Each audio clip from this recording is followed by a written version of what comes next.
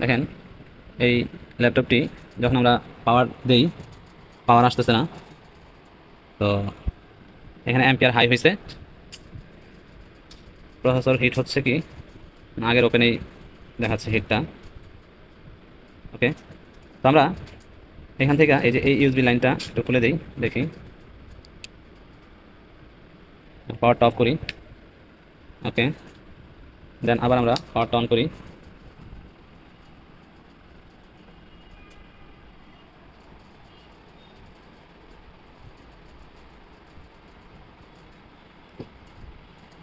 Then power on করলাম, পাওয়ার আসছে।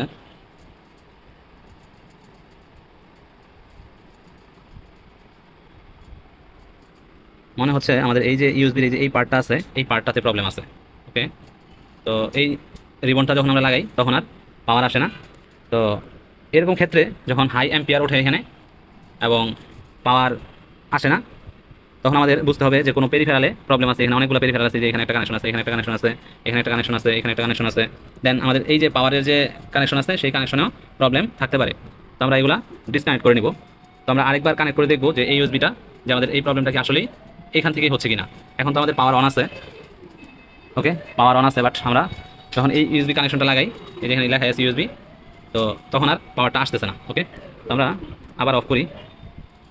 Exactly দেখেন এখানে আমরা যখন এই ইউএসবিটা লাগাইতেছি তখন তখন কিন্তু পাওয়ার আসতেছে না। ওকে, তো দেখেন আসলে আমরা যখন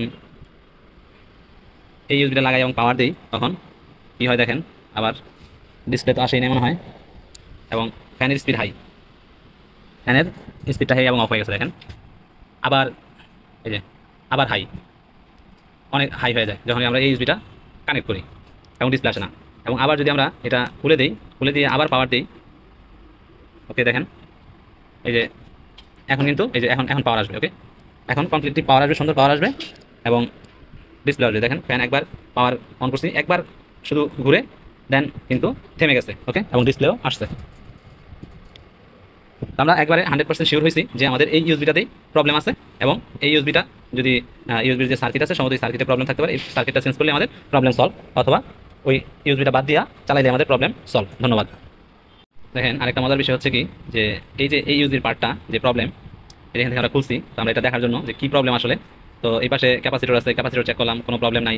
দেন দেখলাম যে এই ইউএসবির এই অংশটুকু ভাঙা আছে কিনা, সেটাও আমরা চেক করলাম, বাট প্রবলেম নাই। তো আমরা প্রবলেমটা কোথায় খুঁজে পেলাম দেখেন, খুবই সূক্ষ্ম ব্যাপার আসলে এটা। এটা একটু রেখে নিতে হবে, আমরা এখানে রাখি। দেন একটু বড় করে নিই। দেখেন আমরা একটা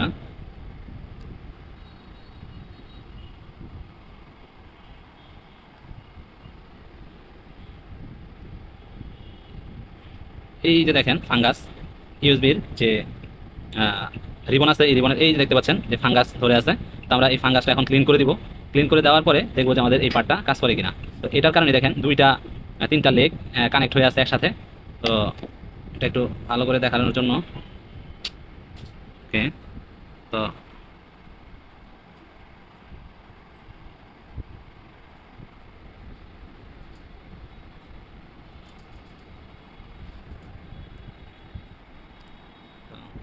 যাই হোক, এটা বড় করে বোঝানো যাচ্ছে না, কিন্তু একেবারে স্পষ্টই দেখা যাচ্ছে যে আমরা কিন্তু দেখতে পাচ্ছি যে এখানে একটু ফাঙ্গাসের মতো বোঝা যাচ্ছে কিন্তু। ওকে, তো এটা আমরা এখন ক্লিন করবো। দেখেন এই যে এই এইচডি WD-40 দিয়ে আমরা এখন এটা ক্লিন করে দিচ্ছি।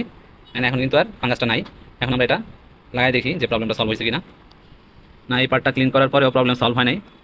দ্যাটস ওয়াই আমাদের এই যে এই ইউএসবির যে পার্টটা আছে, এই পার্টটা পুরোটাই চেঞ্জ করতে হবে। চেঞ্জ করলে হয়তো প্রবলেম সলভ হতে পারে আর কি, যেটা আমরা অবশ্যই দেখছি যে এটা চেঞ্জ করলে আমাদের প্রবলেম সলভ হবে।